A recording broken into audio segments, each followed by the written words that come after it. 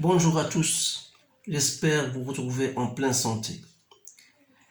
Bienvenue dans votre site Maths et Physique en poche. Je vais partager avec vous dans cette séance un sujet concernant l'étude d'une fonction consacrée bien sûr aux enseignés de la deuxième baccalauréat sciences. C'est une fonction qui engendre à la fois une fonction logarithme et une fonction exponentielle. Et je vais vous donner bien sûr les astuces que vous devez savoir plus ou moins pour attaquer ce genre de fonction. Donc allons-y. Voilà, soit la fonction g définie sur 0 plus l'infini par g de x égale à 2x sur 1 plus x moins ln de 1 plus x. Voilà, vous avez le sujet devant vous. Il ne vous reste qu'à bien sûr lire et répondre aux questions, puis enfin, vous allez comparer vos réponses avec les miennes. Donc la première des questions, c'est de déterminer la limite de g de x lorsque x tend vers plus l'infini. Alors là, vous avez bien sûr la première fonction, je la fais directement parce que la limite de 2x sur 1 plus x, c'est la limite de 2 sur 1, ça fait 2. Donc il ne me reste seulement la limite de ln de x plus x. Et vous savez que si je pose x plus 1 comme étant égal à t, ln de t lorsque t tend vers plus l'infini, c'est plus l'infini. Avec ce moins-là, ça donne moins l'infini. Je fais de façon directe, mais c'est facile à démontrer. Pardon. Étudier les variations de g sur 0 plus l'infini pour dresser son tableau de variation. Donc, il faut chercher d'abord g' de x, bien sûr, sans oublier de mentionner que la fonction là, elle est dérivable sur 0 plus l'infini, puisque ça c'est une fonction composée de deux fonctions. Ces deux fonctions, bien sûr, sont dérivables sur 0 plus l'infini, alors la fonction est bien dérivable sur 0 plus l'infini. Donc, il me reste à chercher la dérivée de g de x. Voilà, je mets ces fois ces deux, 1 plus x moins 2x sur 1 plus x au carré. Et je passe à la deuxième, c'est 1 sur x plus 1. Donc, c'est 2 moins x moins 1 sur 1 plus x au carré. Je fais au même dénominateur, bien sûr. Donc, ça me donne 1 moins x sur 1 plus x, le tout au carré. Alors, le signe de g' n'est autre que le signe du numérateur, puisque le dénominateur est positif. Alors là, g' de x, il s'annule au point 1. Voilà ce qu'il faut savoir. Je vous donne toujours des astuces pour savoir étudier, pour dresser un tableau de variation. La première des choses à chercher, c'est où s'annule la dérivée g' de x. Elle s'annule au point 1. Donc, bien sûr, le dénominateur est toujours positif. Donc, le tableau de variation aura bien sûr cette allure-là. Voilà x. Voilà g' de x, voilà g de x. Alors la dérivée que dans la fonction est définie sur 0 plus l'infini, elle s'annule au point 1, voilà. Alors là, g de 0, on a dit que g de x, et on a le signe de a ici, signe de moins a. Donc ce sera bien sûr, voilà l'allure de cette fonction. G de 0, c'est 0, limite de plus l'infini, on a trouvé moins l'infini. Donc il suffit de chercher g de 1. Alors, g de 1 n'est autre que, si je remplace, ça me donne 1 moins ln de 2. ln de 2, c'est à peu près 0,69. Donc, c'est un terme positif. Ce qui nous importe, c'est un terme positif. Donc, 1 moins ln de 2. Ça veut dire, si je voudrais montrer que g de x, voilà, on va passer, bien sûr, parce qu'ils vont nous demander, bien sûr, le signe de g de x. Alors, à partir de ce tableau de variation, qu'est-ce que vous remarquez? Donc, la fonction passe de 0 à une valeur bien positive, puis à partir de cette valeur, elle diminue. Ça veut dire quoi? Ça veut dire qu'il existe un certain alpha, tel que g de alpha égale à 0. Voilà l'importance de ce problème-là. Donc, on va maintenant montrer que l'équation g de x égale à 0 admet une solution unique alpha appartenant à 3,9 entre 3,9 et 4. Alors là, pour répondre à cette question, il faut deux conditions. Alors là, la première condition, que la fonction est bien continue sur l'intervalle, bien sûr, 1 plus l'infini, puisqu'on s'intéresse à alpha, donc 1 plus l'infini. Et en plus de ça, vous savez que g est décroissante. Et décroissante sur, bien sûr, sur 1 plus l'infini. La deuxième condition, c'est il faut chercher G3, l'image de 3,9. vous la multipliez par l'image de 4 et vous allez trouver qu'elle est négative. Je n'ai pas fait ce calcul-là, je vous laisse le temps de le faire avec votre calculatrice. Vous allez s'assurer bien sûr que G de 3,9 fois G de 4 est bien négative. Alors là, on dit que l'équation G de x égale à 0, elle admet une solution unique alpha compris entre 3,9 et 4 fois, ça c'est le théorème des accroissements des valeurs intermédiaires. Donc il faut bien l'utiliser dans ce genre de cas.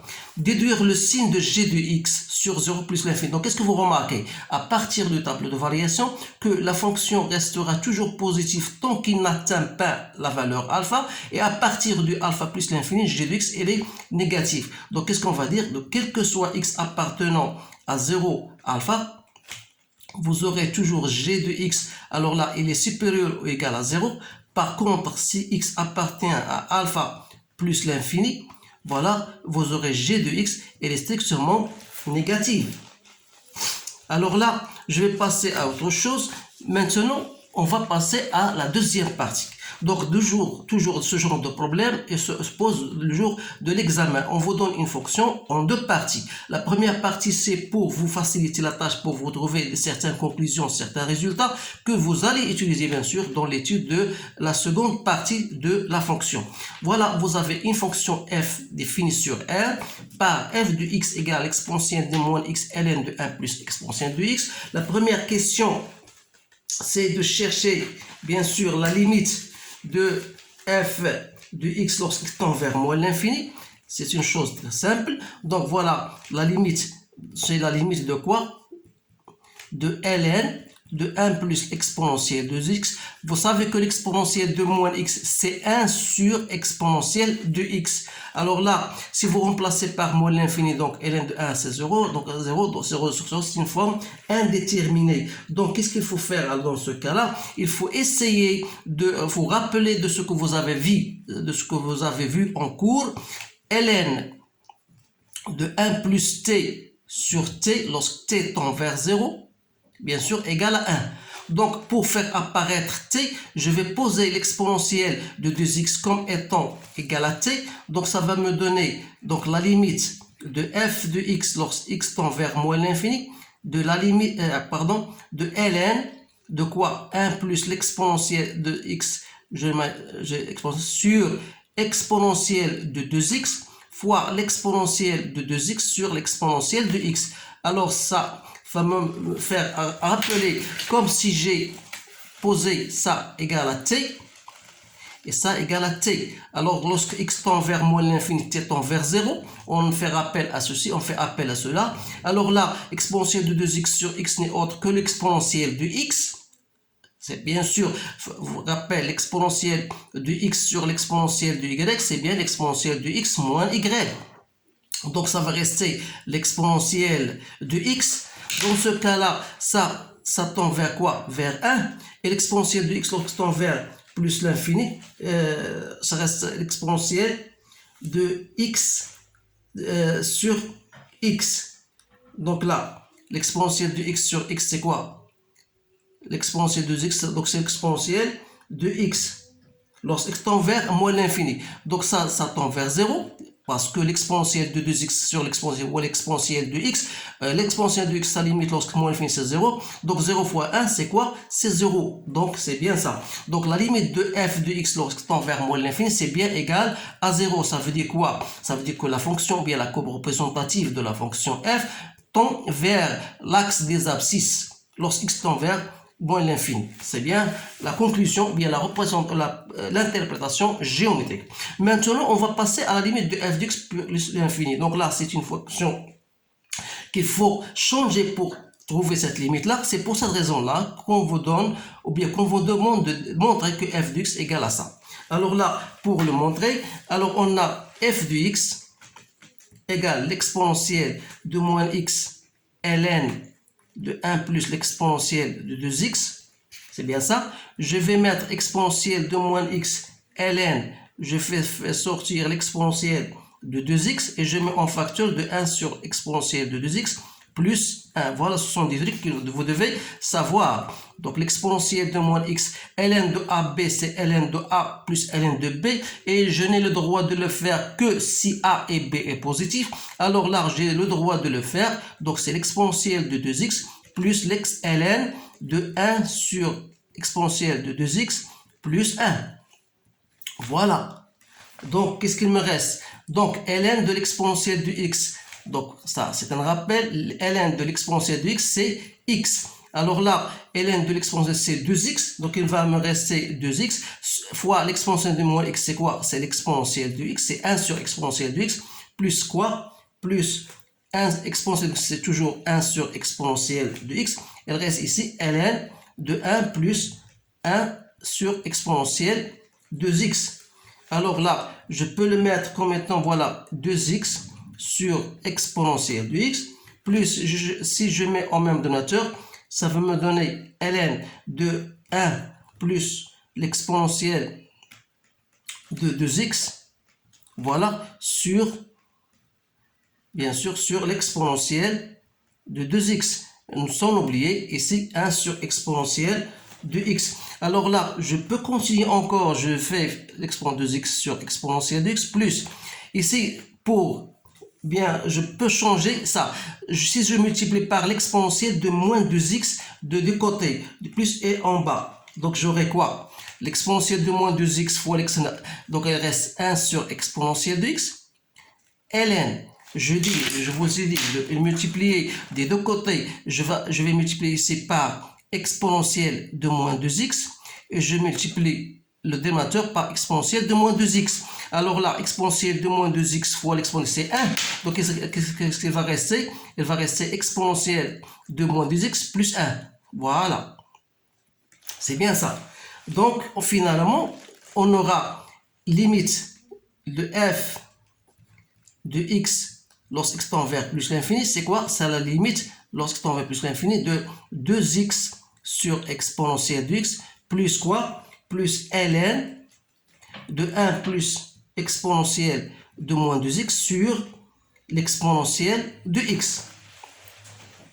Alors là, il faut faire une transformation parce que c'est pas facile. Là, vous savez que l'exponentielle de x sur x lorsqu'x tend vers plus l'infini, c'est plus l'infini. Alors x sur exponentielle, ça va donner 0. Alors pour celle-ci, qu'est-ce qu'il faut faire? Il faut soit vous multiplier par exponentielle de moins 2x, je vais laisser, parce que j'ai pas d'espace, je vais faire ceci. Donc exponentielle de x, je la transforme ici, et je mets ici l'exponentielle de moins 2x. Alors, exponentielle de moins 2x. Tu vois ce que j'ai fait? Donc, là, alors là, l'exponentielle, on aura la forme ln de 1 plus t sur 1 plus t, parce que ici, t tend vers 0. On aura, alors là, ça vous donne, bien sûr, 1. Et ça vous donne quoi? L'exponentielle de moins 2x moins x, ça fait l'exponentielle de moins 3x. Et lorsque tend vers plus l'infini, ça tend vers 0. Donc 1 fois 0, c'est 0, plus 0, donc c'est bien 0. Donc on aura bien sûr limite de f de x lorsqu'x tend vers plus l'infini, c'est bien aussi égal à 0. On dit dans ce cas que la courbe représentative de f a la tendance de s'orienter vers l'axe des abscisses lorsqu'x tend vers plus l'infini. Voilà la réponse à cette question. Maintenant, on va passer à la dérivée. Alors là, il faut toujours mentionner que la fonction f est dérivable, puisque composée de deux fonctions dérivables. Alors, il ne reste que chercher f' de x. Alors là, je fais la fais directement et c'est à vous de la faire, bien sûr, en appliquant les règles de la dérivation. Donc, voilà, c'est l'exponentielle de moins x, ln de 1 plus exponentielle de 2x, plus exponentielle de moins 2x, fois la dérivée de c'est-à-dire 2 exponentielle de 2x sur 1 plus exponentielle de 2x. C'est-à-dire, c'est l'exponentielle de moins x moins ln de 1 plus exponentielle de 2x plus 2 fois l'exponentielle de 2x. Et l'exponentielle de moins x, c'est 1 sur exponentielle de x, il va descendre en bas. Je vais faire le calcul. Exponentielle de x, donc ça va me donner 1 plus exponentielle de 2x. Voilà. Donc, en fin de compte, j'arrive à montrer, c'est l'exponentielle de moins x fois g de l'exponentielle de 2x. C'est bien ça. Donc, on va passer maintenant à le signe de f'. Alors, le signe de f', après avoir trouvé ma dérivée, donc l'exponentielle est une fonction très strictement positive. Donc, le signe de f' n'est autre que le signe de g de l'exponentielle de x. Alors là, c'est comme si je passe, eh bien, je peux poser l'exponentielle de 2x comme étant égal à t. Et vous savez que g de t, elle est positive. Quand est-ce que il faut revenir au tableau de variation et on a dit que la fonction g de x, voilà, elle est positive lorsque x est compris entre 0 et alpha. Entre 0 et alpha. C'est-à-dire, bien sûr, l'exponentielle de x est toujours strictement supérieure à 0. Ça veut dire que l'exponentielle de x est inférieure à alpha. Autrement dit, f' de x sera positif. Ça veut dire qu'il faut que l'exponentielle de x, bien de 2x, soit inférieure à alpha. Voilà, je vais revenir. Donc, lorsque x appartenant à 0 alpha, on a g de x positive. Donc, pour dire que f' de x est positif, il faut que l'exponentielle de 2x soit inférieure à alpha. Bien sûr, elle est strictement supérieure à 0. Donc, il suffit de trouver x. Donc, dire que l'exponentielle de 2x est inférieure à alpha, ça veut dire que si je fais entrer la fonction ln, ça va me donner 2x est inférieur à ln de alpha. Ça veut dire que x est inférieur à ln de alpha sur 2. Voilà le signe de f' de x. Donc, f' de x sera positif dans ce cas-là et sera négatif. f' de x sera négatif, bien sûr, si x bien sûr, appartient, ou bien il est strictement à ln de alpha sur 2. D'où le tableau de variation que je vais dresser tout de suite. Voilà. Vous avez x, f' de x, et vous avez f de x. Alors là, la fonction est définie sur R. Donc la fonction R s'annule. Ici, f' s'annule en ce point-là. Ça veut dire quoi? Ça veut dire qu'il y a, vous aurez une demi-tangente horizontale, bien une tangente horizontale. Donc on a trouvé ici moins, on a trouvé ici plus. Donc ça veut dire que la fonction aura bien sûr sa taillure. Limite de plus l'infini c'est 0. On a trouvé ici c'est 0. C'est bien ça. Alors là, on va passer maintenant à chercher, bien sûr, il faut chercher f de ln de alpha sur 2, son image. C'est pour cette raison qu'on vous demande chercher ou bien montrer que f ln de alpha sur 2 égale à bien à 2 racines de alpha sur 1 plus alpha. Alors pour montrer ça, il faut d'abord partir à partir du fait que g de alpha égale à 0. Ça veut dire quoi? Ça veut dire que 2 alpha sur 1 plus alpha égale à ln de alpha plus 1. Alors gardons ceci et on va chercher f de ln de alpha sur 2. D'après l'expression de f, c'est l'exponentielle de moins ln de alpha sur 2 fois ln de 1 plus l'exponentielle de 2 ln de alpha sur 2. Alors 2 avec 2, c'est passé. Donc l'exponentielle de moins ln de alpha sur 2, c'est 1 sur l'exponentielle de ln de alpha. Je peux même mettre en parenthèse à la puissance 1 demi, bien sûr, fois ln de 1 plus l'exponentielle de ln de alpha. Alors là, l'exponentielle de ça fait que c'est quoi? C'est 1. L'exponentielle de ln alpha sur 2, c'est alpha à l'exposition 1 demi, donc c'est racine de alpha. Il reste quoi? Ln de 1 plus alpha. Alors là, ln de 1 plus alpha n'est autre que 2 alpha sur 1 plus alpha. Donc on aura bien sûr, je vais continuer ici, donc égal à quoi? C'est 2 alpha